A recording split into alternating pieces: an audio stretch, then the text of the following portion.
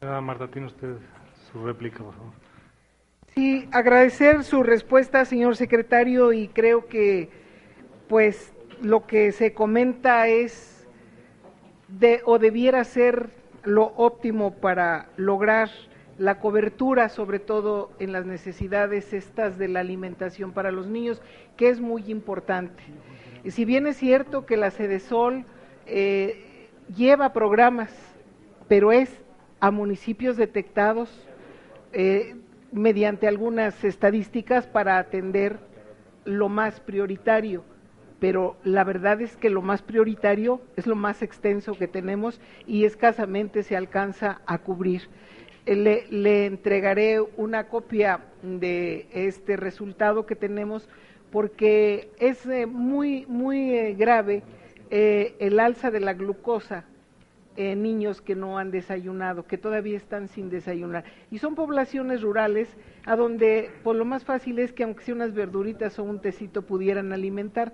Sin embargo, ni siquiera eso toman, ni siquiera lo que venden en la escuela, porque no tienen recursos. Creo que valdría la pena una nueva revisión para poder seleccionar los que de verdaderamente sí necesitan y requieren estos programas. Señor secretario. Y por otro lado, a mí me parece muy bien, es todo un punto a favor, el hecho de que la infraestructura escolar se revise su propiedad. Anteriormente, y no recuerdo cuántos años, pero son muchos, cada escuela tenía su parcela escolar, tenía porque muchos ya no la tienen, o le dieron otro uso, o la vendieron, o bueno, sería bueno saber qué pasó con esta escuela escolar, porque también ahora que la ONU está declarando el año 2014 como el de la agricultura familiar, anteriormente a los niños esa escuela era precisamente para darles una pequeña instrucción o introducción a la productividad de la tierra. Entonces tal vez sería muy conveniente ver también el tema de las escuelas. Por mi parte, muchas gracias, señor secretario. Continuando con la inscripción de los compañeros senadores, tiene el uso de la palabra el senador Gerardo Flores por el Partido Verde Ecologista de México. Con su venia, presidenta.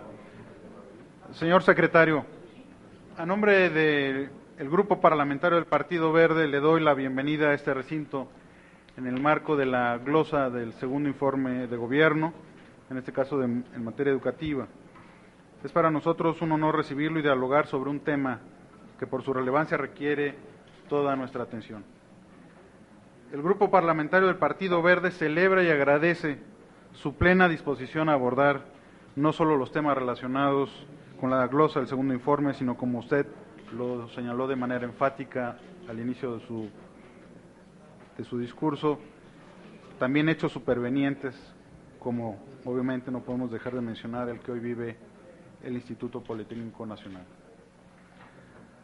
Las senadoras y los senadores del Partido Verde sabemos que mejorar los indicadores educativos que han predominado por muchos años en nuestro país es un gran reto que no se realiza en el periodo de un año, sino que exige un trabajo constante, así como la conjugación de una variedad de factores y actores.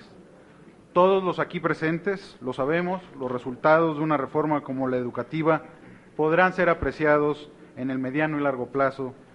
No sería serio aquel que pretenda descalificar el conjunto de esfuerzos que en el plazo de un año se han llevado a cabo. Por ello no podemos sino reconocer la muy importante y comprometida labor que ha realizado en la implementación de la reforma educativa. Somos testigos del impulso que de manera decidida ha llevado a cabo desde el ámbito de sus atribuciones para hacer de la política pública educativa una estrategia congruente con el mandato constitucional que busca garantizar una educación de calidad para todos. Sabemos de la participación que tuvo la dependencia a su cargo para ayudar a la elaboración de los proyectos de armonización de las leyes estatales en materia educativa, que desafortunadamente resultaron en la promoción de 8 controversias constitucionales ante la autoridad judicial por estar en conflicto con el contenido de la norma federal o, como en el caso de Oaxaca, que simplemente ha sido omiso en el cumplimiento de esta obligación. En este sentido, celebramos la labor que la Secretaría de Educación ha desempeñado en beneficio de un verdadero federalismo educativo. Otro logro que reconocemos tiene que ver con el primer concurso de oposición para el ingreso al servicio profesional docente en educación básica y media superior, así como para la promoción a cargos con funciones de dirección en planteles de educación media superior, que se realizó conforme a los lineamientos emitidos por el Instituto Nacional para la Evaluación de la Educación, garantizando un proceso transparente y eficiente al evaluarse a casi 165,000 aspirantes. Y como era previsible, han existido resistencias de grupos cuyos intereses han sido afectados, grupos que durante mucho tiempo han sido responsables de que el Estado mexicano perdiera la rectoría en materia educativa al tener acceso a plazas docentes sin cumplir los perfiles adecuados, desatendiendo su asistencia a la escuela, alterando los calendarios escolares o incumpliendo los contenidos de los planes y programas educativos.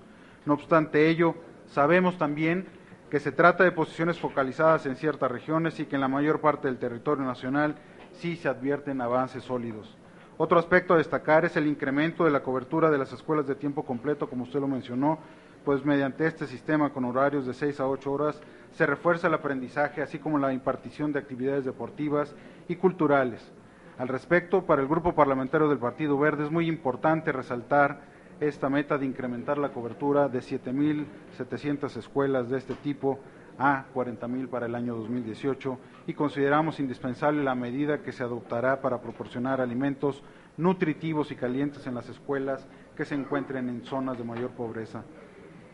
Debemos recordar que uno de los grandes retos pendientes en nuestro país es abatir el índice de analfabetismo. Por ello vemos con satisfacción la campaña nacional de alfabetización y abatimiento del rezago educativo que recién inició en agosto, con la que se beneficiarán 2.2 millones de mexicanos con acciones que les permitirán aprender a leer y a escribir, para que con ello tengan la posibilidad de aspirar a mejores oportunidades de desarrollo personal y desde luego para sus familias. Abatir sustancialmente el índice de analfabetismo no solo tendrá un efecto positivo en las personas que actualmente se encuentran en esta condición, sino también contribuirá a que las comunidades, las regiones y el país en general sean más competitivos en todos los órdenes, lo que traerá aparejado indudables beneficios sociales, económicos y culturales.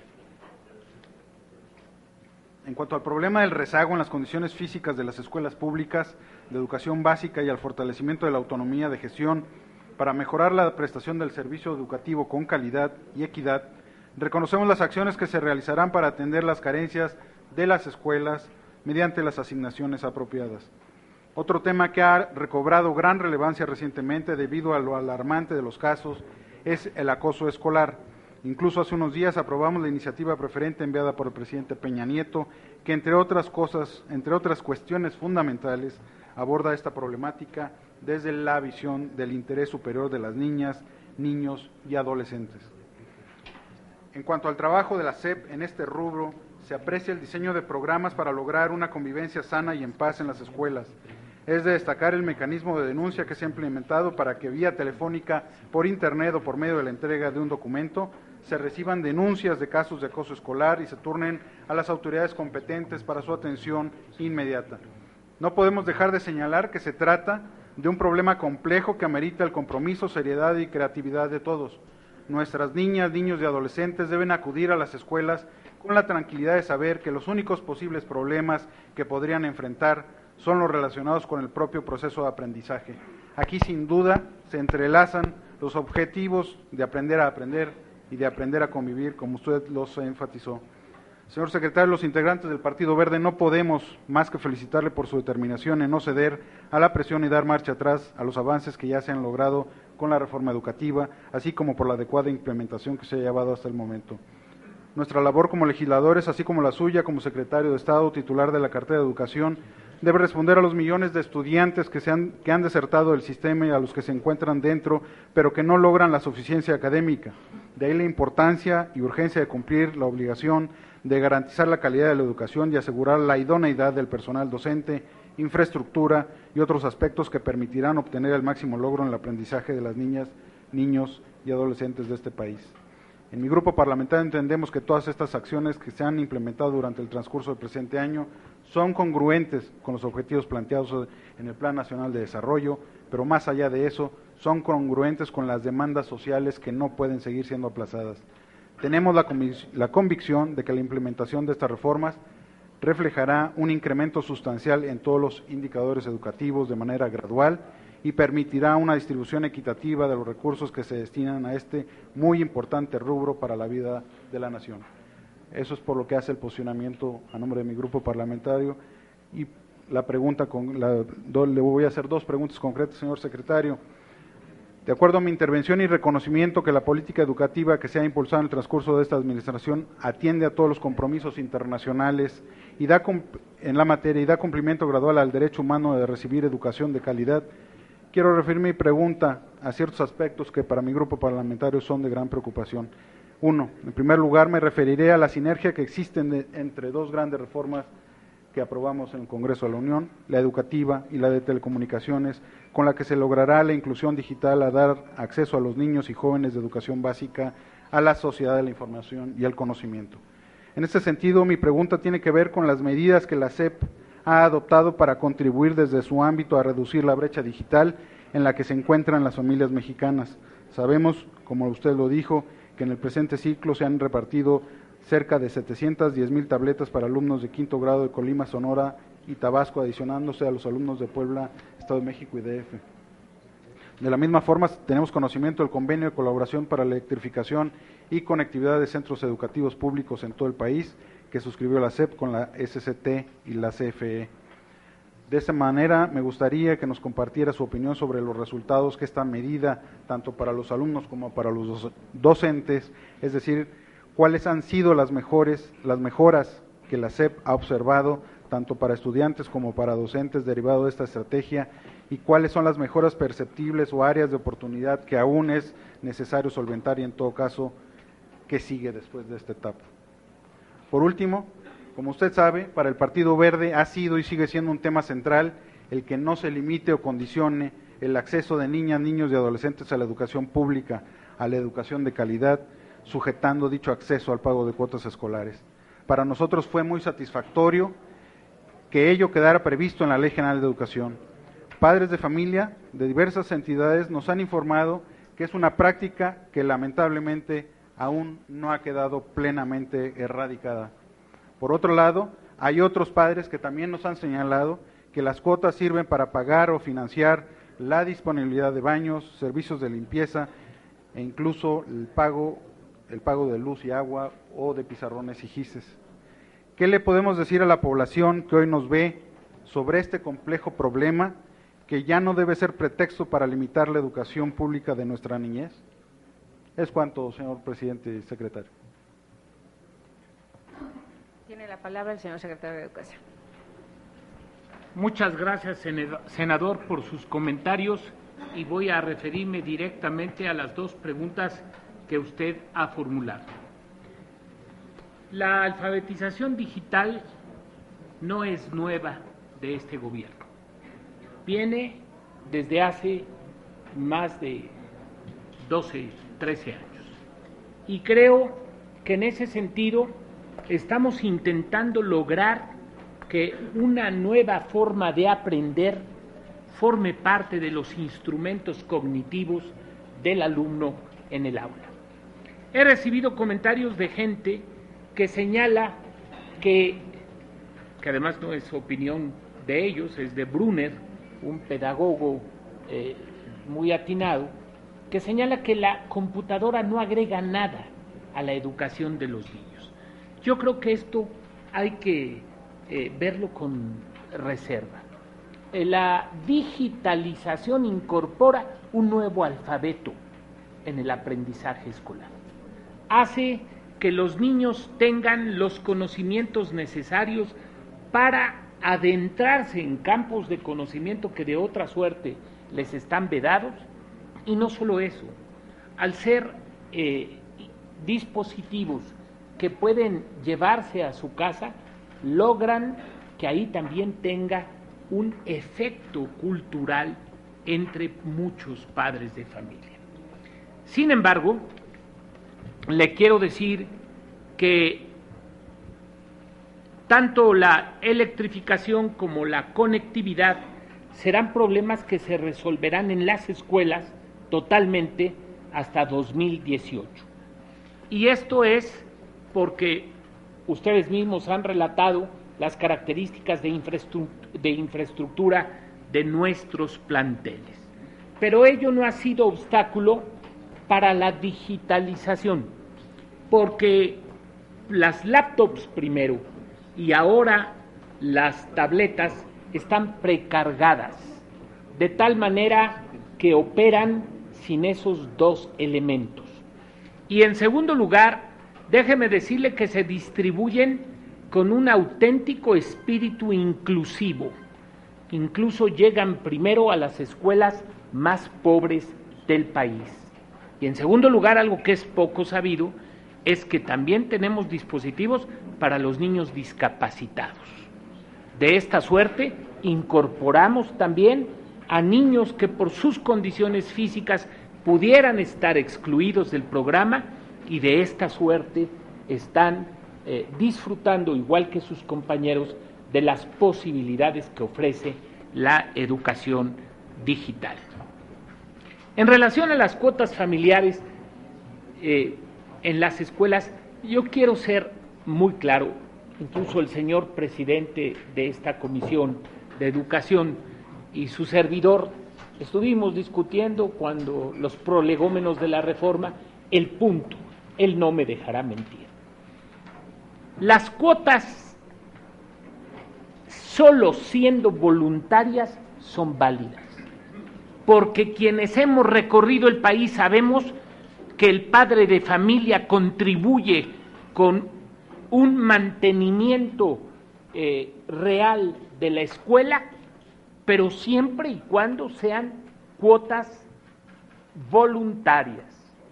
Lo que en buena parte redactó el señor presidente de la comisión fue que no es válido condicionar la inscripción, el trato equitativo e igualitario, la recepción de documentos, la práctica de exámenes y la certificación de estudios a cambio de una cuota.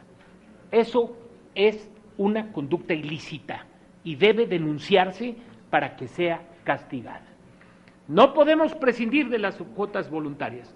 Perdónenme que hable con esta franqueza, porque sí ayudan al sistema educativo nacional. Ayer lo decía un diputado, ¿qué vamos a hacer con las cuotas voluntarias? En tanto son voluntarias, son aceptadas por el padre de familia que quiere que su hijo esté en mejores condiciones de desempeño escolar. No sé si fui suficiente en las respuestas, pero vuelvo a agradecerle su la cálida expresión en relación a la política educativa de este gobierno.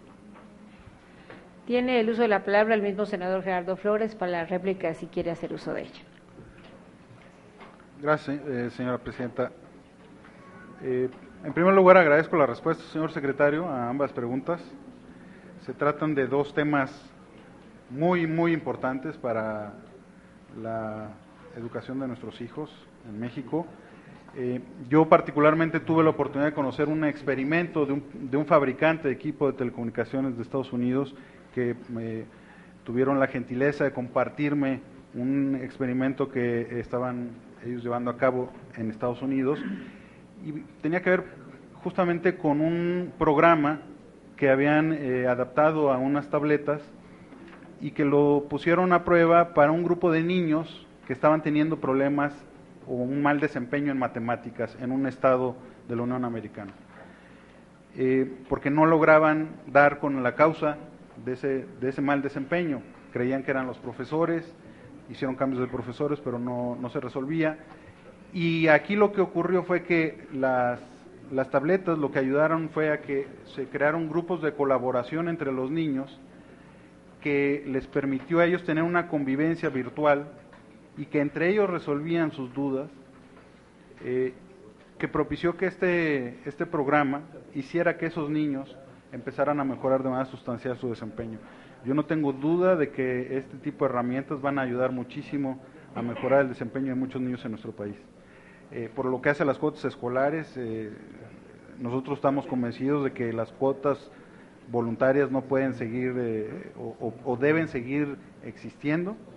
no estamos en contra de ello. Lo que efectivamente no podemos permitir es que se condicione la entrega de documentos o el acceso a la propia educación.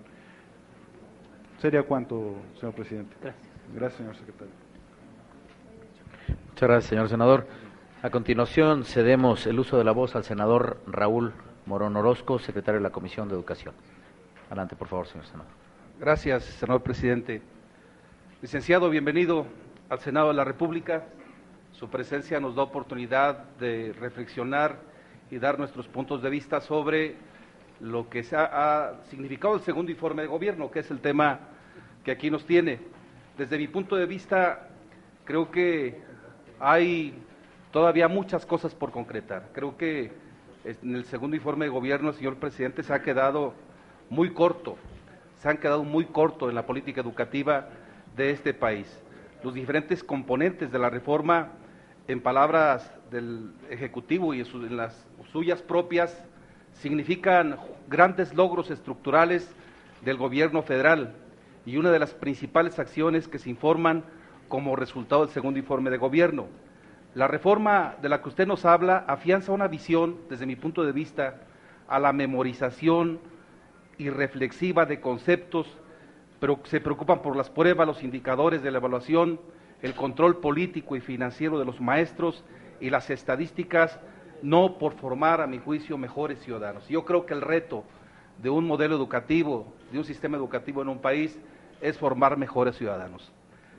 Esa reforma, que por cierto no es educativa, yo he insistido mucho en ello y a usted le consta, es una reforma laboral y administrativa, estableció compromisos muy concretos: mejorar la calidad educativa, profesionalizar a los docentes, la evaluación del sistema educativo y del desempeño del magisterio, autonomía de gestión escolar, jornadas de tiempo completo, salud nutricional desde la escuela y sobre todo la revisión del modelo educativo, que a mi juicio hoy sigue también sin reflejar este análisis, el cambio de paradigma del sistema educativo. Creo que es algo que está todavía en mucha cuestión. Yo he visto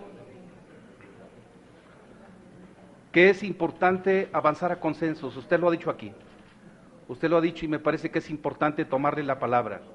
Creo que es momento de empezar a plantearnos realmente cómo auspiciamos la participación de todos los involucrados en el proceso educativo, no nada más los maestros de México, todos los sectores de la educación que estén interesados. Cuando ustedes iniciaron ese proceso, cuando anunciaron los foros, la verdad yo me sentí complacido porque sentía que daban un primer paso, pero ese paso ha sido muy reducido. El resultado de los foros no se han hecho públicos, pero hemos sabido que fundamentalmente han arrojado que se ocupa capacidad lectora, que se ocupa mayor comprensión en la lógica matemática, que se ocupa una inducción mayor a la creatividad, al conocimiento científico. Esos conceptos ya se tienen, esos conceptos son recurrentes en los análisis que hacen los docentes, los maestros de México, en los consejos técnicos escolares que hace mucho tiempo vienen funcionando en todas las escuelas de educación básica. O sea, ese es el resultado de este proceso de los foros con esa amplia participación y más de 15,000 ponencias. Yo creo que lo sustantivo es cómo vamos a avanzar, a cambiar, a modificar, a poner en práctica esos valores que usted mismo aquí ha dicho. ¿Cómo le vamos a hacer? O sea, ¿cuál es el método que vamos a utilizar para poder hacer que haya mayor capacidad lectora en los alumnos? ¿Cuál es el método educativo para la lectoescritura que nos permita una mayor comprensión y entender mejor la lógica matemática? O sea, ¿cómo vamos a hacerle? Porque esos conceptos ya están ahí desde hace un tiempo. Entonces, es importante que estas reflexiones puedan ya concretarse, que puedan aterrizarse. Todos estamos claros que hay un deterioro grande de la infraestructura educativa. Usted ha reconocido aquí las limitaciones, incluso ha reconocido que en el sexenio todo no va a poder resolverse este problema estructural que existe de infraestructura educativa, de ninguna manera. Más allá de la infraestructura educativa, que me parece que es importante su solución, o sea, ¿cómo vamos a avanzar a realmente profesionalizar a los maestros de México? Porque es importantísimo que la tendencia que la educación debe tener en cualquier país es una tendencia humanista, es una tendencia que ponga en el centro al ser humano, al alumno, al hombre, a la mujer, y que también tenga con mucha claridad cuál es el perfil de egreso que estos van a tener. No tenemos cobertura de todos los jóvenes que quieren estudiar en este país. La descomposición social del mismo pues, nos da hechos, incidentes tan lamentables como los que hemos visto que se protagonizan en estados como Guerrero, en estados como Michoacán, en cualquier estado de la República. Esta descomposición social es producto de que la educación no está cumpliendo con el papel. Usted nos ha dicho aquí que la educación juega un papel fundamental en el desarrollo de los pueblos, pero este es un concepto que hemos escuchado durante mucho tiempo, durante muchos años y durante muchas generaciones, y ocupamos ya hacer realidad estos conceptos. ¿Cómo hacemos que la educación juegue ese papel transformador que pueda de alguna manera garantizar el derecho a todos los hombres y las mujeres, a los niños y a los jóvenes de este país, que no lo tienen en este momento? O sea, es claro, hay gente que no puede estudiar en el nivel medio superior y en la educación superior porque no hay acceso, porque no hay suficiencia estructural de este sistema educativo y de este país para poder permitir que todos estudien los que quieran estudiar, porque este es un derecho que consagra la Constitución. ¿Por qué no escuchamos más otras voces? Yo me quedé sorprendido cuando con el Instituto Politécnico Nacional salió el secretario de Gobernación, escuchó el pliego petitorio y en 5 días dio respuesta completa. Y usted también ha dicho públicamente que está abierto a la discusión y al debate. Lo que pedían los jóvenes del Instituto Politécnico Nacional es que el programa de estudios y el reglamento no se hiciera sin ellos. Por cierto, eso es lo mismo que pedían los maestros de México, que el programa, que el modelo educativo fuera discutido con todos, que la orientación de la educación no está sujeta a caprichos de un equipo de técnicos o de especialistas, si ustedes quieren, sino a la opinión y al consenso de todos. ¿Por qué a ellos no se les permitió? ¿Y por qué a los muchachos del Instituto Politécnico sí se les permitió? El reglamento que ellos están echando abajo es el servicio profesional docente que se impuso aquí en el sistema educativo nacional. ¿Por qué a unos sí se acepta que participen y por qué a otros no? ¿Por qué a los muchachos del Poli salen de inmediato, los atienden, y a los maestros democráticos de México no fueron escuchados ni atendidos con esa sensibilidad con la que se atienden? Lo que ha pasado en las normales del país es un deterioro grande. Yo soy normalista, señor secretario, yo conozco las normales de mi estado y he estado en otras normales de otros estados y tienen todas las carencias del mundo. Edificios totalmente diluidos, cayéndose, no tienen posibilidad de tener acceso a los avances tecnológicos, estudian en situaciones muy complejas y son jóvenes que tienen propuestas también de cómo mejorar la práctica, el estudio en esas instituciones que son las formadoras de los docentes, de los maestros de México. Entonces, hay muchas cosas por decir, yo creo que es importante que lo tengan presente y me parece que lo que usted ha dicho ahora aquí hay que asumirlo, que haya consensos, que haya crítica, que haya debate, que haya análisis, que construyamos el modelo educativo que el país necesita, que entre todos determinemos a dónde queremos que vaya la educación en este país, que entre todos discutamos cuáles son los perfiles que ocupa la sociedad de los egresados de las universidades para que éstas sirvan realmente a la transformación del mismo, que nuestras universidades tengan suficiencia presupuestal. La nuestra, la michoacana, no tiene para pagar desde hace no sé cuántos meses y hacen circo, maroma y teatro para hacerlo. Los tecnológicos de educación superior de Michoacán, aquí estuvo la semana pasada el tecnológico de Uruapan, tienen 4 meses sin poder recibir los recursos para que paguen el sueldo a los trabajadores académicos y a los trabajadores administrativos, porque no pueden hacerlo y están pagándole con recursos propios. Yo creo que la educación debe jugar otro papel en este país, señor secretario, y me parece que el debate de qué papel debe jugar, cuáles son los contenidos que tienen que enseñarse desde educación inicial hasta educación superior, es un debate que le toca a todo el pueblo de México. Abran el debate, abran esta reflexión. Yo creo que lo menos que pueden tener son opiniones que consolidan una visión que se tiene con la educación de este país. Por su atención, y no riñan con los maestros de México. Si ustedes dicen que los maestros de México son los forjadores, con esos conceptos que me emocionan, que sean dichos por usted y por el presidente, entonces denle ese trato a todos los educadores de México. Yo creo que es lo menos que pueden esperar. Muchas gracias por su atención. A continuación tiene la palabra el señor secretario. Por favor, señor secretario.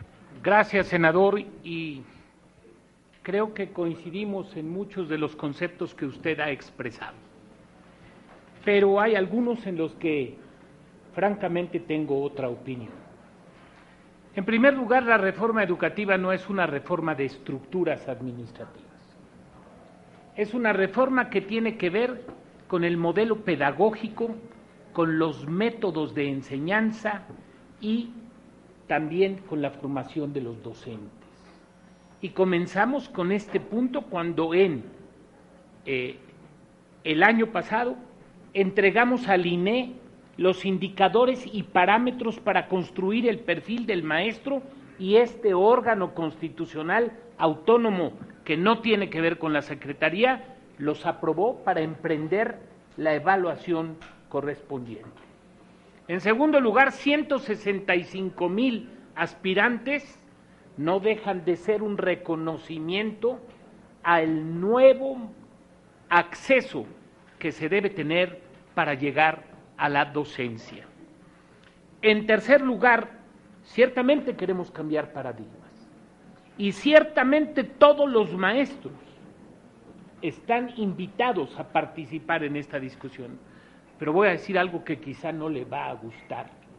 Cuando el 15 de enero de este año convocamos a los foros de carácter regional y nacionales para el examen del modelo educativo, se invitó a todos los maestros sin distingo de su pertenencia sindical y recibimos por escrito, y consta en la prensa, la negativa de un grupo para participar en los foros. Esa ya no es responsabilidad de la Secretaría de Educación Pública ni del gobierno. Esa es responsabilidad de quien, teniendo un derecho, no desea hacer uso de él. Están los periódicos, senador. Están los periódicos en donde se le dijo al secretario de Educación que no participarían en los foros regionales. También quiero decirle que efectivamente el tema de la cobertura es uno de los más ingentes. No es posible que sigamos teniendo 33% de educación superior y cerca de 69.5% en educación media, cuando los países desarrollados tienen índices mucho más altos, el 40% de educación superior, al que aspiramos llegar, no es ni con mucho el promedio mundial. Y lo tengo que reconocer aquí, porque es un compromiso del gobierno del presidente Peña que hablemos con claridad. Finalmente, en el caso del Politécnico, ciertamente se dio ahí un movimiento sano, respetuoso y motivado por una serie de cambios de instrumentos que no fueron debidamente consensuados. Pero cuando el secretario de Gobernación, para los que se preguntan qué hacía el de Educación, 3 días después de iniciado el movimiento, solo 72 horas después, en su comparecencia en la Cámara de Diputados, ante pregunta concreta del diputado Belaunzarán, señaló si había disposición al diálogo. El secretario de Gobernación señaló que este gobierno está dispuesto a dialogar de una manera permanente. El presidente Peña cree en el diálogo, seguimos apostando a él y lo vamos a seguir haciendo, porque solo dialogando es posible arribar a los consensos a los que usted alude. Yo creo que debiéramos hacer a un lado las diferencias que de génesis histórica en muchos casos nos desunen para llegar a una mesa y discutir la educación como debe de ser, como el eje central del progreso de México. Ciertamente hay muchas deficiencias, ciertamente hay muchos errores, no vinimos a esconderlos. En relación a la intervención pasada, cuando se hablaba de los contenidos, por el tiempo al que se circunscriben estas comparecencias, yo no pude decir que nuestros contenidos para las tabletas son débiles en matemáticas y que tenemos que hacer una revisión profunda, porque el pensamiento lógico es fundamental para que cualquier persona aprenda. Y creo que si tenemos voluntad de empeñarnos todos en encontrar soluciones, las vamos a lograr, señor senador. Muchas gracias, señor secretario. A continuación, tiene el uso de la voz el senador Raúl Morón para ejercer su derecho a réplica. Por favor, senador. Sin ninguna duda tenemos diferencias, estimado secretario. Son diferencias que son públicas incluso, porque aquí las hemos manifestado. Pero yo creo que independientemente de las diferencias que tengamos de visión del rol que debe jugar la educación en este país, me parece que es importante que aquí haya compromisos de establecer espacios de interlocución. Yo le he entregado a usted, tiene en su poder, una propuesta de método que garantiza no que vayan a los foros 20,000, sino que todos los maestros de México en sus escuelas, desde sus escuelas, tengan la posibilidad de opinar sobre qué creen o cuáles son sus preocupaciones o hacia dónde creen que debe ir la educación en este país. Y hay instrumentos específicos que me parece de los que podemos hacer uso para que esta opinión pueda darse en un tiempo no muy largo. Y aquí hay equipos técnicos que pueden sintetizar esas opiniones y pueden, ahora sí, sustentar esta reforma educativa con la opinión de todos los integrantes del proceso educativo. Si no, no deja de ser una propuesta trabajada por 20,000, ¿de cuántos? ¿Cuántos somos en el sistema educativo nacional? ¿1,500,000? No sé. Más arriba, todavía más arriba. 1,950,000. Entonces 20,000 significa muy poco. Yo creo que todos tienen derecho a opinar y hay que dárseles facilidad para que opinen. Y la evaluación, miren, las normales del país todas obedecen a un programa diseñado desde acá, desde la Secretaría de Educación Pública. Cuando ustedes me dicen que hay 165,000 que fueron a hacer examen para ver si podían acceder a una plaza, yo no sé si está en razón de sus conocimientos o de la limitación de recursos, porque fueron puestas a disposición alrededor de 11,000 plazas.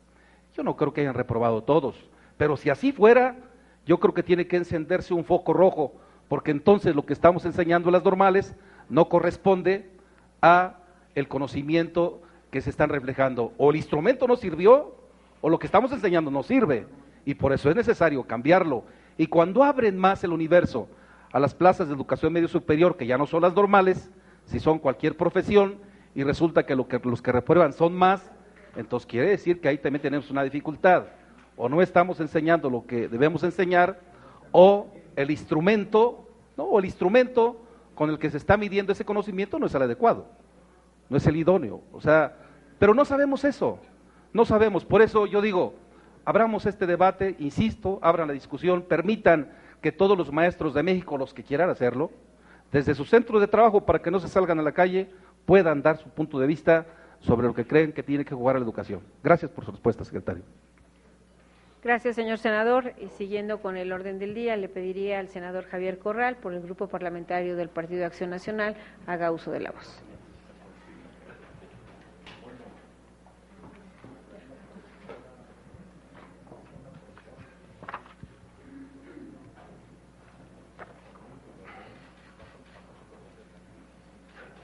Bienvenido, secretario de Educación Pública, don Emilio Xoaifet Chemor. Estamos aquí con motivo del segundo informe de gobierno del presidente Enrique Peña Nieto para abordar el sector educativo. Se trata de un ejercicio importante en la relación entre poderes, porque se trata del deber de informar y del deber de escrutinio, de análisis y de glosa que el Congreso tiene en términos de su pluralidad de lo que el presidente informa sobre este tema. Dentro de ese deber de análisis y de contrapeso, pues la oposición tiene un mayor deber, el de ejercer con todos los deberes y con todos los respetos la crítica con el objetivo de construir. Ese es uno de los deberes democráticos de la oposición en un régimen no solo democrático, sino de división de poderes. No nos perdamos, pues, en las falsas cortesías para evitar incomodidades. Hay que decir algunas cuestiones porque se trata de la República, se trata del sistema de rendición de cuentas. Y dentro de ese objetivo, que es fundamentalmente de escrutinio y de análisis y de valoración, yo quiero retomar dos extraordinarias frases con las que usted empezó esta comparecencia. Nos oponemos a leyes de letra muerta. Y una que me parece todavía mucho mejor, en la reforma debemos discutirlo todo. Porque, en efecto, la reforma educativa no solo suscitó uno de los mayores consensos nacionales en términos de pluralidad, de expectativa, de acuerdo, sino es uno de los momentos de mayor colaboración, de mayor cooperación entre Ejecutivo y Legislativo. Pero la reforma educativa está hoy atravesando, creo yo, insisto en plantearlo con el debido respeto, por un proceso de simulación. Un proceso en el que la Ley General del Servicio Profesional Docente es letra muerta en Oaxaca, es burlada en otros 5 estados de la República. En más de un estado, los profesores no fueron evaluados, no fueron censados, no asisten a clases, pero siguen cobrando. Sin embargo, se dice que el Estado recuperó la rectoría, que los maestros son evaluados, que se han regularizado, que se cuenta con la información del analítico de plazas, pero la realidad embate, diría yo, vence a la propaganda, al discurso político del gobierno federal que celebra una reforma inacabada. Ninguno de los 3 decretos está plenamente vigente, ni los transitorios han alcanzado sus plazos, ni se han cumplido todas las obligaciones. Las reformas aprobadas deben ser apenas el comienzo, el piso mínimo para la construcción de la gran reforma educativa que requiere este país. Habría que preguntarnos cuando se habla del nuevo modelo educativo, ¿cuál es ese modelo educativo? ¿Dónde está el modelo educativo? ¿Dónde están los cambios a la educación normal? ¿Dónde están los valores y el mejoramiento de la calidad educativa, que ha sido uno de los objetivos fundamentales de la reforma constitucional, agregado en el texto del tercero constitucional por esta Cámara? Nos preocupa un fenómeno que no ha tenido como objetivo la reforma, pero que se está generando en los hechos, el fenómeno de la recentralización del sistema educativo. El proceso de descentralización educativa empezó hace más de 20 años y hoy estamos dando pasos atrás en varias áreas. El FONE, por ejemplo, centralizará el pago de la nómina, dejando poco claro el fondo compensatorio de los transitorios del decreto. La coordinación del servicio profesional docente toma atribuciones que por ley no le corresponden, imponiendo perfiles a los organismos descentralizados de educación media superior. Nos preocupa que ante los problemas, el secretario de Educación, al que sabemos comprometido con el federalismo, en los hechos, ante el control, los recursos, los programas, lo avanzado, mantenga una especie de aval centralista.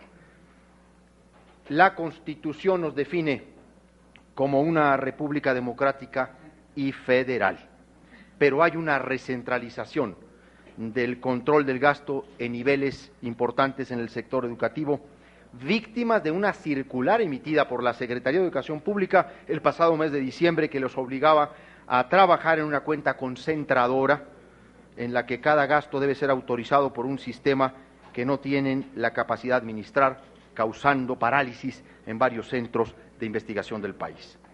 El régimen federal no puede ni debe ser excusa, así lo consideramos, para la inacción ante la emergencia educativa que sufren los estados del sur, particularmente Oaxaca, Guerrero, Michoacán, Chiapas, que sufren tragedias sociales y educativas. Y no todo, efectivamente, es culpa de sus gobernadores. Tanto ellos como nosotros, como las autoridades federales, como usted, como los senadores, hemos protestado cumplir y hacer cumplir la Constitución y las leyes que de ella emanan. Hay un problema derivado del seguimiento de esta reforma que nos preocupa. En el seguimiento de la reforma, en términos de aplicación, vemos una confusión en la aplicación de responsabilidades. Por ejemplo, Ayotzinapa es el rostro quizá más dramático de esa evasión de responsabilidades de distintos niveles de gobierno. Vimos efectivamente al secretario de Gobernación salir al encuentro de los jóvenes en la calle, presentándose por momentos como un demócrata, pero luego, en la forma de resolver el pliego petitorio y la forma en que parecía resolverse un problema, aparecía de nueva cuenta un enorme mensaje, gran y preocupante mensaje, el autoritarismo de la Secretaría de Gobernación sobre una institución como el Politécnico Nacional, que es órgano desconcentrado a su cargo, a cargo de la Secretaría de Educación Pública. Por supuesto, yo no quisiera descalificar ni negar que ha estado ahí el secretario de Educación Pública, pero nos gustaría ver mucho más a don Emilio Ochoa Ifet al frente de un problema educativo que al secretario de Gobernación, que ha sabido darle el viraje a un tema educativo para luego focalizarlo en términos políticos y aparecer como una sensibilidad que por supuesto no tiene. Nos interesa que el secretario de Educación esté participando más en los foros, en las consultas que se convocan por esta soberanía. Por ejemplo, nos interesa una mayor voz frente a la reforma fiscal que ha vuelto a imponer al sistema educativo particular una contribución que en pocas partes del mundo se da y que ojalá que también ahí podamos tener un claro ejercicio de la responsabilidad. En fin, queremos ver la concreción de la reforma educativa en sus facetas más importantes, en términos de los resultados del censo, en términos de la evaluación. Usted sabe que en esta comisión cuenta con la buena fe y la colaboración y un cierto nivel político de colaboración de todas las fuerzas, incluso en el tono de esta comparecencia usted lo ve, pasando por las distintas cosas que aquí hemos hecho. Pero no queremos meternos en la campaña mediática o contribuir a ahondar esa campaña mediática de los spots que resalta una reforma de la que se burlan varios gobernadores y de la que en muchos sentidos no están cumplidas las metas ni se dispone de la información necesaria. Por eso, a partir de estas consideraciones, yo quisiera formularle, desde el análisis que tenemos en el Grupo Parlamentario del PAN, varios asuntos que creo que usted puede hoy contestar, porque tiene la información y creo que tiene la definición política, la voluntad política para hacerlo. Por eso dije al principio, evitemos las falsas cortesías, estamos hablando de la educación. ¿Cuándo y cómo se hará la transformación de la educación normal? Los foros fueron el comienzo, pero le recuerdo que un transitorio lo mandató a usted a la brevedad para publicar el plan para iniciar los trabajos de la transformación. ¿En qué partida están los recursos? Porque no se encuentran en el anteproyecto del presupuesto de egresos de la Federación recursos para la educación normal. ¿Cómo se van a garantizar finalmente la Rectoría del Estado en materia de servicio profesional docente, logrando que ésta sea en realidad en todas las entidades del Pacto Federal y no una simulación? ¿Cuándo veremos materializado el compromiso con la transparencia, viendo pública toda la información del censo, este analítico de plazas que se nos ha dicho, y cómo se corregirán las irregularidades encontradas? ¿Cuál es el plan de la Secretaría de Educación Pública para Oaxaca, que es el estado de mayor resistencia y rebelión frente al constituyente permanente, y los otros estados que intentan en mayor o menor medida ser un estado de excepción, que harán en febrero del próximo año cuando la nómina esté en su control por virtud de la regla del FON? ¿Cuándo veremos que se combata la obesidad infantil con actividad física y con la construcción de bebederos en las escuelas, como es la obligación legal y el compromiso político asumido por el gobierno tras el impuesto al refresco? ¿Qué va a pasar con el Instituto Politécnico Nacional? El problema político está enraizado en un problema educativo. La revisión del modelo educativo del Politécnico es urgente para que la técnica siga sirviendo a la patria. Queremos más Ochoa Ifet frente al Politécnico que a Osorio, aunque esté en la calle, frente a los muchachos. El fondo de nómina sustituyó al FAEP. ¿Qué va a pasar con el fondo de compensación contemplado en los transitorios? ¿Y qué va a pasar con los recursos que de ese fondo se destinan a la educación normal? La educación es una función del Estado. Los particulares son aliados en la tarea educativa. Aquí se dijo, incluso cuando se habló de las cuotas voluntarias. Si no queremos desconocer la cuota voluntaria de los padres de familia, no desconozcamos el esfuerzo de los particulares para la construcción y el desarrollo de centros educativos en el país. Cuando hablo de esto, es porque me interesa saber, ¿está buscando la Secretaría de Educación Pública gestionar un nuevo tratamiento fiscal para las escuelas particulares o nos vamos a quedar con la reforma fiscal como están? Son pocos, insisto, los países que gravan la impartición de la educación. ¿Dónde quedó la cultura? En el anteproyecto del presupuesto de egresos de la Federación no se ve ningún programa dedicado a la educación artística, como usted hace un año nos lo dijera. Ayotzinapa es un caso en manos no solo de las autoridades de seguridad pública, también está en el ámbito de la SEP. ¿Qué apoyo está dando la Secretaría de Educación Pública a las familias de los muertos y de los desaparecidos? ¿Van a mejorar las condiciones de la normal de Ayotzinapa? Y una pregunta final. ¿Hay otras escuelas públicas que sufren el embate del crimen organizado? ¿Sabemos de alguna alerta sobre este tema? Pues en el marco de la relación entre poderes, de la franqueza, la disposición al diálogo que usted ha mostrado y el respeto que nos tenemos, le agradezco mucho su atención y sus respuestas. Muchas gracias, don Emilio. Tiene la palabra el señor secretario. Senador Corral, sin que sea una cortesía, sabe el respeto que le tengo por su profesionalismo como legislador.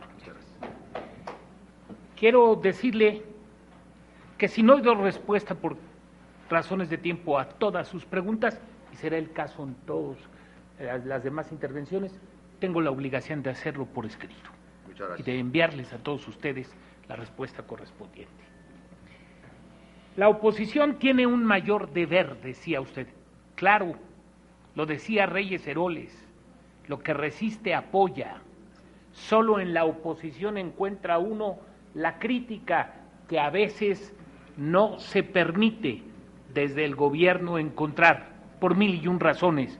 Ustedes han sido gobierno, han sido gobierno otros partidos y saben que en la oposición recta, propositiva, crítica, se encuentran muchas veces soluciones. Creo que el tema de la recentralización y la descentralización, cuando habla usted del FONE, que por cierto ninguno de los fondos va a ser tocado, ninguna de las prestaciones de los maestros va a ser reducida, ninguno de los niveles de educación va a ser afectado en su tratamiento presupuestal. El tema es más de fondo, es el del federalismo. Lo platico con el senador Romero Hicks hace unos minutos antes de empezar esta reunión. Además de las leyes que usted menciona, hay un acuerdo publicado el 19 de mayo de 1992 que se llama Acuerdo para la Modernización de la Educación Básica y Normal. Quiero decirle que en ese acuerdo se descentralizó la educación en el país. Pero estábamos de acuerdo, es algo que debemos volver a revisar. Porque si bien es cierto que ha dado facultades a los estados del país, también es cierto que no se encuentran en el acuerdo sanciones para los extremos, federación, estados, municipios, que incumplan con sus obligaciones. Y el federalismo no puede quedar fuera de la estructura del derecho. Si A es, debe ser B. Si tú incumples, se te aplica esta sanción, sin perjudicar, por supuesto, a terceros que no tendrían que ver con esas responsabilidades. Tenemos que revisar el acuerdo de modernización. Tenemos que hacer que los estados sean cada día más fuertes en sus funciones, pero también que todos cumplamos, la Federación, los estados y los municipios, con nuestras responsabilidades. Por eso me gusta mucho el término de un teórico alemán que habla del federalismo cooperativo. Ese es, a fin de cuentas, el federalismo que debiéramos tener en materia educativa.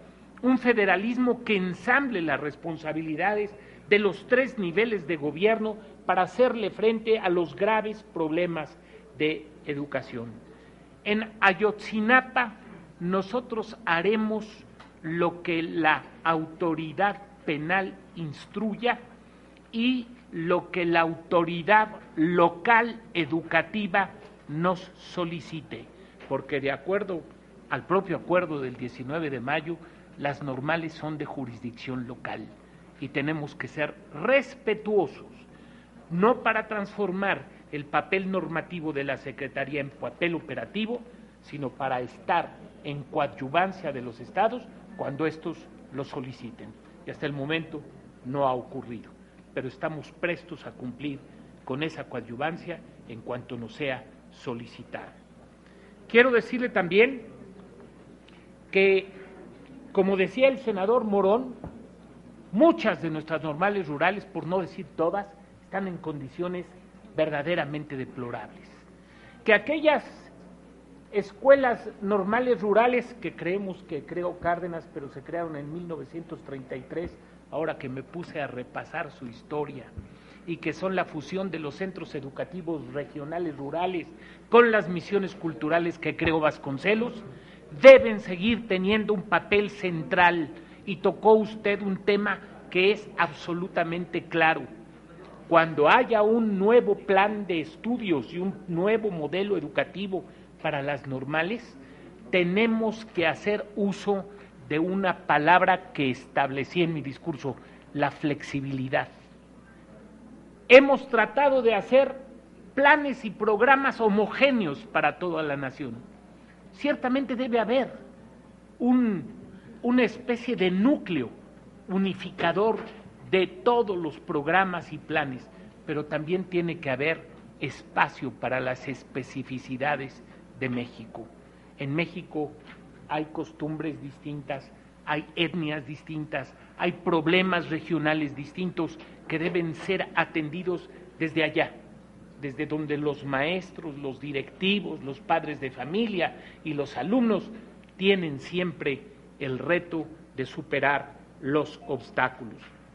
El tema de Oaxaca sigue siendo un tema regido por el acuerdo, por eso insisto que es un tema que nos debe llevar a la revisión del propio acuerdo de modernización. El acuerdo llama en un término verdaderamente anfibológico patrón sustituto a la autoridad local. ¿Y qué es un patrón sustituto? El que hace las veces de patrón en lugar de, solo que en la práctica esto ha resultado verdaderamente inexacto, conduciéndonos a ambigüedades como el de la doble negociación que teníamos hasta mayo. Eran patrones sustitutos, pero también lo era la SEP, y en consecuencia no había sustitución plena como lo quiere el acuerdo. Tenemos que clarificar esos conceptos para que el federalismo sea, como usted y como muchos queremos, una realidad que no ofrezca ni trampas ni recaídas, sino que por el contrario fortalezca la capacidad institucional de cada entidad federativa para resolver sus problemas educativos, respetando el papel de la Secretaría, que a mi juicio se resume en uno: es un papel normativo para todo aquello que sea espacio común en los planes y modelos educativos. Quiero decirle que en el Politécnico Nacional efectivamente se ha dado un movimiento respetable, que la sociedad valora, que conoce sus causas, que se identifica con ellas, y que el secretario de Gobernación, con todo respeto, actuó democráticamente cuando un diputado le dijo que abriera el espacio para el diálogo. Pareciera que entonces ninguna conducta es buena, ni la de acatar lo que el órgano fiscalizador del gobierno, el Congreso, hace, ni el de desatender las recomendaciones que aquí se dicen. El señor secretario Osorio atendió de inmediato la petición de reconocer al movimiento y dar con él una panorámica de solución a través del diálogo. Se dio una respuesta, usted tiene sus calificativos, pero creo que son superados por una nueva actitud de diálogo. Se ha dicho que la respuesta es ambigua, que es de algún modo imprecisa, ese es el término que fue utilizado. Y el gobierno volvió a contestar que entonces queremos precisar con ellos cuáles son los términos, cuáles son los alcances, cuáles son las aspiraciones de esa comunidad de excelencia que el 28 de diciembre de 1934 Ignacio García Telles, secretario de Educación Pública, anunciara por instrucciones del presidente Cárdenas. Queremos un Politécnico fuerte, queremos un Politécnico estable, queremos un Politécnico con normalidad escolar y queremos un Politécnico que resuelva sus problemas con el apoyo de todos nosotros. Ya me extendí mucho y le ruego me disculpe si no atendí a todas las cuestiones que usted me hizo favor de plantear. Para hacer uso de su derecho de réplica, el senador Corral tiene la palabra. Pero tenemos el ofrecimiento de las respuestas por escrito, que ese también es un ejercicio que en el Congreso debe tener su relevancia y su profundidad. Una figura del Parlamento son las preguntas parlamentarias que, en decisión de los grupos parlamentarios, se le dirigen al presidente de la República.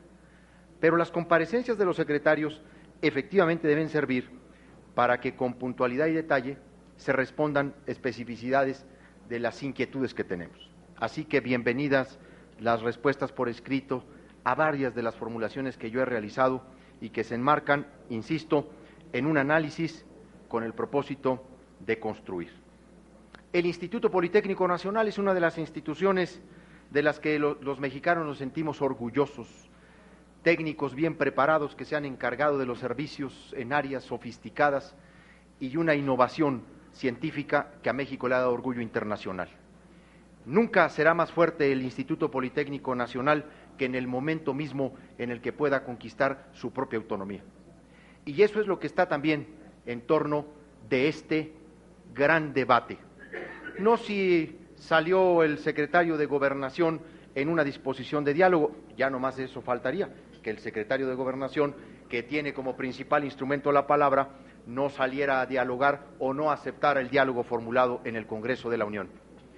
Preocupa el método, preocupa la forma, preocupa la manera e incluso, diría yo, preocupa, en cierto sentido, la invasión de facultades y funciones a la Secretaría de Educación Pública. Porque el Politécnico Nacional no puede estar en la esfera directa de la actuación del secretario de Gobernación antes que la actuación pública abierta del secretario de Educación Pública, porque es un área bajo la jurisdicción, vamos a decirlo de esa manera, o no jurisdicción, competencia de la Secretaría de Educación Pública como un órgano desconcentrado de la SEP. No había apenas analizado el pliego petitorio el secretario de Gobernación cuando se estaba anunciando la deposición por renuncia que no se concretó sino hasta 4 o 5 días después de la directora del Instituto Politécnico Nacional, Yolo Xóchitl. Estas son las cosas que a mí me preocupan, porque tratando de solucionar o aparentemente solucionando un problema se envía un mensaje de control político sobre una institución educativa que, si bien es cierto, hoy no tiene su autonomía plena, ha demostrado una trayectoria y una tradición de independencia, de autonomía y, por supuesto, de auténtico servicio de la técnica a México. Esa es la preocupación que nosotros planteamos. No sabemos, y yo no quiero descalificar, yo no quiero decir que el secretario Chuaifet no está en su escritorio de la SEP, operando con hilos finos o argumentos fuertes el tema. El país necesita ver al secretario de Educación frente a ese conflicto. Obviamente, en Ayotzinapa no pensamos en que la SEP tenga que esperarse a que le reclamen ayuda a las autoridades locales. No, yo creo que ese sí, ahí sí creo que no debiera ser el enfoque, debe ser la autoridad proactiva, porque Ayotzinapa, en materia de seguridad como en materia educativa, es el rostro de la evasión de responsabilidades de los 3 niveles y de los 3 poderes. Ayer el Congreso de la Unión, es autocrítica ahora, lanzó la advertencia de que sería de una contundencia fundamental para exhortar a las autoridades a atender la problemática de Ayotzinapa. Casi terminan en una disculpa a las autoridades locales y federales, el punto de acuerdo. No vamos a entablar una polémica. Queremos construir un diálogo para que el secretario de Educación sepa y sienta que en esta comisión tiene respaldo y apoyo, pero que lo queremos ver como protagonista de la materia educativa. Por supuesto, el normalismo es uno de los asuntos fundamentales. Queremos, insistimos en conocer el plan para la educación normal y sobre todo los recursos. Y estamos de acuerdo, hay que revisar el acuerdo de la modernización educativa, que es al que yo me refería hace más de 20 años, en términos de la colaboración de estados, municipios, federación, pero sobre todo de la centralización de los servicios educativos, porque bueno, pues si vamos a plantear un federalismo cooperativo, pues tenemos no solamente que centralizar la nómina, entonces tendremos también que pensar en las responsabilidades para aplicar la reforma que tanto nos costó. Somos constructores nosotros de esa reforma, hemos dado la cara por esa reforma como por pocas, todos juntos, no hemos hecho distinción de partidos ni de niveles de gobierno, hemos ido a pedir que se aplique. Que no se diga que se evalúan los profesores cuando no es así, o no a todos, o hay excepciones. Que no se diga que el censo funciona cabalmente en sus resultados porque no es así. Le hacemos un daño a la nación cuando nos envolvemos en la propaganda o en el spot. Las reformas estructurales no deben ser solo mecanismos de la publicidad oficial, tienen que ser instrumentos para que el país mejore y los profes de Oaxaca, de Michoacán, de Guerrero, de todo el país, sepan y sientan que la reforma va en serio, que no se van a admitir excepciones como la que ahora vivimos lamentablemente. Bien, pues los saludo con afecto y espero que continuemos el diálogo a partir de sus respuestas por escrito, que yo también les sé al intercambio epistolar. Muchas gracias. Muchas gracias, señor senador. A continuación, cedemos el uso de la voz al senador Raúl Larón Pozos Lanz, en representación del Grupo Parlamentario del Partido Revolucionario Institucional. Por favor, señor. Muchas gracias. Pues le reiteramos la bienvenida, maestro. Para el Senado de la República siempre es grato e interesante escuchar sus opiniones, sus conceptos. Y desde luego en este ejercicio de rendición de cuentas, me parece que ha quedado claro en este acto republicano, donde el Ejecutivo Federal presenta un informe que es ampliado por los secretarios en las diversas cámaras, en las 2 cámaras del Congreso de la Unión. Y le damos la bienvenida porque esencialmente sabemos que es la instrucción del señor presidente Enrique Peña Nieto el que, especialmente en materia educativa, seamos puntuales y también extensos cuando así se requiera en materia de información, sobre todo porque quien impulsa desde el inicio de su administración esta gran reforma educativa, que desde luego está inacabada, que ha tenido un primer paso en el ejercicio de la reforma constitucional, que ha dado un segundo paso muy importante en la integración de 2 nuevas leyes y las reformas a la Ley General de Educación, y que sin duda sirven de andamiaje para lo que ahora el Gobierno de la República, a través de la Secretaría de Educación Pública, y en un ejercicio de políticas públicas transversales, se está poniendo en marcha en todo el país. Desde luego que es bienvenido el diálogo, la construcción de los consensos a partir de la discusión y de la confrontación es la esencia del Congreso, pero también debe ser la esencia y el signo de los gobiernos democráticos. Nosotros creemos que la comisión del presidente Peña y la de usted es precisamente la de encontrar en el diálogo la posibilidad de construir caminos que nos lleven a conseguir los objetivos que todos deseamos, que es un mejor México para todos. Las nuevas formas de selección de integrantes del Magisterio Nacional, los censos de las escuelas, de los maestros y de los alumnos de educación básica y especial, que nos da la oportunidad de un diagnóstico, las nuevas facultades del Instituto Nacional para la Evaluación de la Educación, la evaluación que nos permitirá pues darle a las mexicanas y a los mexicanos, especialmente a las niñas y a los niños, una educación de calidad, el programa de escuelas de calidad que le va a dar también vigencia a lo que está establecido en la ley, particularmente en los enunciados que tienen que ver con la educación de calidad, que pueden y que tienen que encontrar herramientas para combatir la deserción escolar y que ahí tiene que haber un encuentro con los diversos programas, especialmente este de Prospera, que el presidente ha presentado a México y que tiene un componente esencialmente educativo, de salud y de alimentación, pero especialmente en el tema educativo, dando la oportunidad a los jóvenes de que continúen sus estudios en la educación media superior y la superior con becas que van a ser herramientas fundamentales. La cultura emprendedora que está contenida también en los programas que le van a dar oportunidad de una nueva visión a los jóvenes de México cuando terminen sus estudios y que van a generar lo que todos deseamos en este país, alta competitividad y productividad para el desarrollo de México. Yo presenté una iniciativa al respecto hace algunos meses. La inclusión de las tecnologías de la información que tienen que ver también con esa gran reforma estructural que encabezó el presidente Peña, que propuso al Congreso y que aquí con una gran disposición logramos aprobar, que es la reforma en materia de telecomunicaciones, que establece con mucha claridad el acceso a las herramientas de la información de la Internet en más de 250,000 espacios públicos adicionales, incluidas las escuelas, que van a desarrollar las habilidades de muchos niños y de muchas niñas, especialmente en comunidades rurales que hoy día no tienen estas herramientas.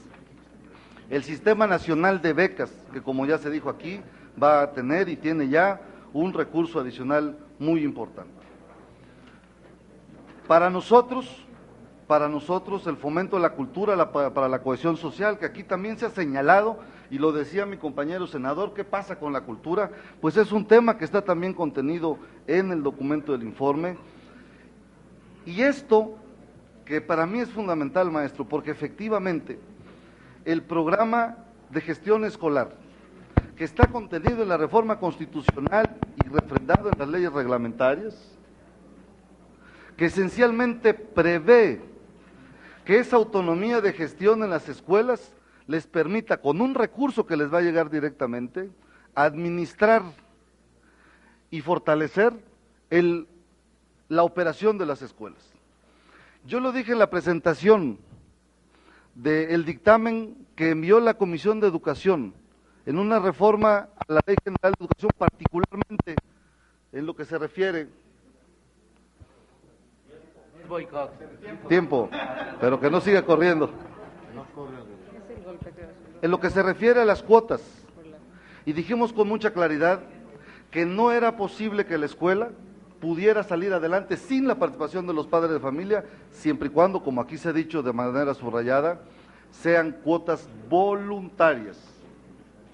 Los asuntos ingentes y urgentes de las escuelas solamente pueden encontrar solución cuando la participación de los padres de familia es esencial.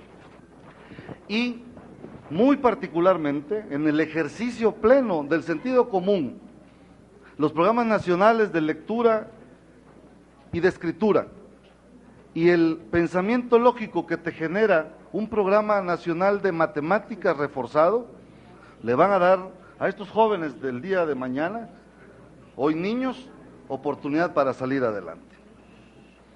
Me voy a referir a dos cosas, a dos herramientas fundamentales, los consejos técnicos escolares, desde donde se puede generar una gran discusión de cómo podemos mejorar el sistema educativo y cómo nosotros podemos desde la escuela, como lo dijo mi compañero senador Morón, discutir para un nuevo modelo, tanto pedagógico y didáctico.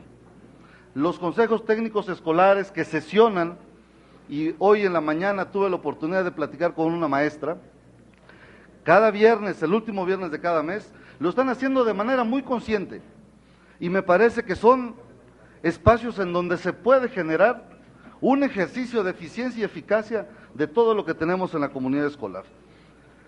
La circular 001 que marca la ruta de la mejora con la normalidad mínima escolar que está establecida en los propios documentos, los rasgos esenciales de maestros para todos los alumnos, salones para todos los alumnos, los 200 días eficientes, la regulación escolar, el reglamento escolar, los costos, en fin, me parece que todo eso puede ser una gran oportunidad de los maestros para salir adelante. Esto nos dará la oportunidad para fortalecer el proceso de enseñanza-aprendizaje. En los consejos técnicos escolares también se puede discutir cómo podemos resarcir un error que se ha cometido en el proceso de enseñanza-aprendizaje con nuevas herramientas y modelos didácticos y pedagógicos. Y es ahí en donde se puede generar también una gran propuesta para la reforma educativa. Yo estoy de acuerdo con usted, hay que discutirlo también, como dice mi compañero Morón. Y finalmente, los consejos de participación social, que prevén desde luego que este ejercicio y este concepto del carácter humanista de la educación, al que también se refirió mi compañero Morón, que pone y que debe poner en el centro del análisis y del trabajo a un ser humano, especialmente a las niñas y a los niños, en un proceso formativo, que además debe tener la oportunidad de ir construyendo un concepto de comunidad escolar, y no solamente me refiero al ámbito de la escuela, me refiero a todo lo que la escuela le puede dar a la comunidad, siendo el eje y el centro del trabajo, el eje y el centro de la transformación social, como sucedió desde siempre en muchas comunidades de este país. Y yo estoy convencido que para ello los padres de familia y ese programa que me parece muy importante y muy interesante, el programa de la convivencia escolar, que puede ampliarse a toda la comunidad, que puede generar oportunidad para que se atiendan problemas que hoy nos aquejan, como el problema del acoso escolar, que no es un asunto responsabilidad de la escuela, menos de los maestros, es un asunto que viene desde la familia, en el que tenemos que participar todos, y eso lo he dicho aquí y en mi propio estado, que es Campeche, y que pues le puede dar a este país la oportunidad de transformar las realidades de los dos Méxicos, el México del contraste, el México urbano y el rural, en donde las oportunidades no son iguales para todos, para generar progreso, para construir ciudadanía, igualdad y oportunidad para todos, y para que todos los mexicanos tengamos un mejor futuro. Yo por eso le preguntaría al señor secretario, no sin antes agradecerle su atención como siempre, ¿qué avances tenemos en materia de políticas públicas, de la reforma constitucional y de las leyes reglamentarias, particularmente en la participación comunitaria y la corresponsabilidad que los padres tienen en todo el proceso educativo? Y me parece que en esta lógica va implícito pues todo lo que los mexicanos deseamos, que es tener una educación de calidad que nos dé pues un mejor futuro para todos. Muchas gracias, señor secretario. Muchas gracias, senador. Sin duda, la educación es un tema que rebasa la escuela. Cuando usted hablaba del acoso escolar, no puede simplemente decirse que desde la escuela habrá de combatirse la violencia, porque si la escuela es el segundo hogar, el hogar debe ser la primera escuela. En consecuencia, es fundamental lograr que simultáneamente los temas educativos vayan más allá del propio plantel. Los consejos técnicos escolares están funcionando regularmente. Debemos reconocer que no es una creación de este gobierno, que ya existían, pero que estamos intentando con una gran perseverancia que en todos los planteles de México se produzca el Consejo Técnico Escolar en el último viernes de cada mes completo del calendario escolar. Septiembre no es un mes, agosto no es un mes completo, ese viernes no habrá, pero sí en septiembre, en octubre, en noviembre, no en diciembre y así sucesivamente. Creo que esos son los foros de discusión donde lo que decía el senador Morón se puede cumplir, participar en la elaboración del proyecto educativo. Y respondo a algo que también me quedé en el tintero, con la respuesta en el tintero en relación a quien le antecedió en el uso de la palabra. El proyecto de modelo educativo no se construye en 3 meses. Concluimos la primera semana de julio los foros y se dice, otra vez Reyes Heroles, que en toda reforma los dos más grandes enemigos, y no porque aquí se haya incurrido en ninguna de las dos hipótesis, son el prontismo del que quiere ver de inmediato los frutos y la pusilanimidad del que duda hasta de la propia duda. Yo creo que tenemos que ser, como lo dijo el senador Corral, muy claros y colaborativos para que en un ambiente como el que se está dando en esta comparecencia podamos ir tratando en las respuestas escritas, en otros encuentros, en otros foros a los que yo asistiré siempre que sea invitado, para que de esta manera el punto de vista de la Secretaría esté presente. Creo que son muchos los temas que hay que tratar en materia educativa. Los propios administrativos, los temas administrativos de la Secretaría, que a veces incurren en duplicidades y hasta triplicidades, los de federalismo cooperativo, en donde usted me señala que desde hace 20 años trató el tema del acuerdo, lo que usted ha dicho perfectamente en relación a las políticas públicas que mayor avance tienen y que en mi opinión son las que tienen que ver con el servicio profesional electoral. Ciertamente en 2 estados no se aplicó, tuvimos que traer a los alumnos acá, pero esto es una cuestión de aritmética. 29 no es igual a 0. Sí. Esa ecuación no la podrá establecer nadie nunca. Si hubo en 29, quiere decir que hubo en más del 80% del país proceso de reforma. Yo no puedo admitir la igualdad aritmética de 29 igual a 0 por Oaxaca. Yo creo que tenemos que ser muy claros.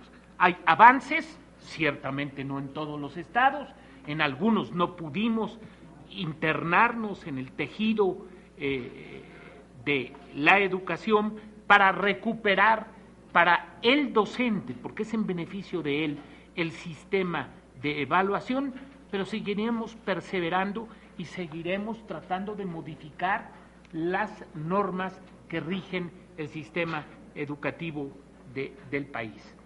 Hay una frase del señor presidente, y parece que estoy siendo muy cortés, el señor presidente de esta comisión, que siempre me ha gustado mucho: nos falta una nueva generación de legislación educativa para ir completando lo que apenas comenzamos el año pasado. Y esto es cierto y esto lo tenemos que hacer. Muchas gracias. Muchas gracias, señor secretario. A continuación, damos el uso de la voz a la senadora Claudia Pavlovich, del Grupo Parlamentario del Partido Revolucionario Institucional. Adelante, por favor, senadora.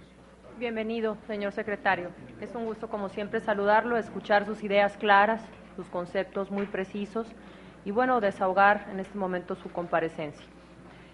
Yo he querido tomar un tema específico de mi estado y no puedo desaprovechar la oportunidad que usted está aquí presente. Sin duda, como usted sabe, señor secretario, en el ámbito del federalismo las finanzas públicas ocupan un lugar muy importante. El gasto federalizado es una fuente insustituible para los estados para hacerle frente a la transformación educativa. Y quiero decirle, señor secretario, que en Sonora las escuelas no están equipadas. Cientos de escuelas primarias carecen de mesabancos, otras de techos. En algunas ocasiones ni los alumnos ni el maestro pueden permanecer en las aulas debido a las altas temperaturas que, como usted sabe, en Sonora tenemos. Algunas escuelas primarias no tienen funcionando instalaciones sanitarias, ya sea por deterioro o porque simplemente no hay agua, no hay luz. Sabemos que el gasto federalizado, insisto, viene siendo una fuente insustituible para las entidades federativas. Estos recursos, señor secretario, se materializan en el bienestar físico de nuestros alumnos y en un entorno apropiado para el aprendizaje de ellos. Si las escuelas no tienen esas condiciones apropiadas, los problemas se multiplican y cobran en los hechos dimensiones enormes por las diversas condiciones en las que estamos atravesando ahorita en el estado de Sonora. Las carencias que se registran en Sonora, señor secretario, indican por lo menos irregularidades que hablan de una administración poco eficiente en el manejo de los recursos públicos. La reforma educativa plantea que las escuelas se fortalezcan a través de la administración autogestiva, que aplaudo, por cierto, de esta transformación, de esta reforma educativa en las comunidades. Sin embargo, en Sonora se malentendió el tema de la autogestión y no puede la autogestión suplir, por supuesto, las importantes funciones que un gobierno estatal debe tener en cuanto a la infraestructura educativa. No tiene otra forma de interpretarse, señor secretario, el hecho de que a 2 meses de haber iniciado el ciclo escolar, 2 meses, niños y jóvenes se encuentren estudiando en condiciones no favorables y cientos de padres de familia hayan salido a las calles a manifestarse. En Sonora, muchos planteles están en condiciones precarias, sin agua, sin luz, sin mesabancos o equipos de refrigeración. A veces no tienen maestros, mientras el gobierno estatal, por desgracia, se ha puesto a informar a las instancias fiscalizadoras sobre el destino de los recursos que la Federación transfirió en el año del 2012, por lo menos, de 232 millones de pesos. Tampoco se ha informado puntualmente sobre el uso y destino del Fondo de Aportación para la Educación Básica y Normal y sobre el pago a terceros, a personal dado de baja o con licencia, a comisionados sobre bonos y estímulos. Tampoco, señor secretario. Y en este panorama, para mí revierte una gran importancia el hecho que, en consideración al programa para la fiscalización del gasto federalizado, ¿qué previsiones podría usted considerar para fortalecer el alcance, profundidad, calidad y seguimiento de las revisiones hechas al ejercicio de los recursos federales transferidos a Sonora en el apartado educativo? Por su atención y respuesta, muchas gracias, señor secretario. ¿Hacemos una excepción? Si no, me lo puede mandar por escrito. Sí. Gracias. Hemos terminado la primera ronda, vamos a hacer un receso de 2 minutos y continuamos. ¿Sí? 2 minutos. 2 minutos. 2 minutos. Ajuste.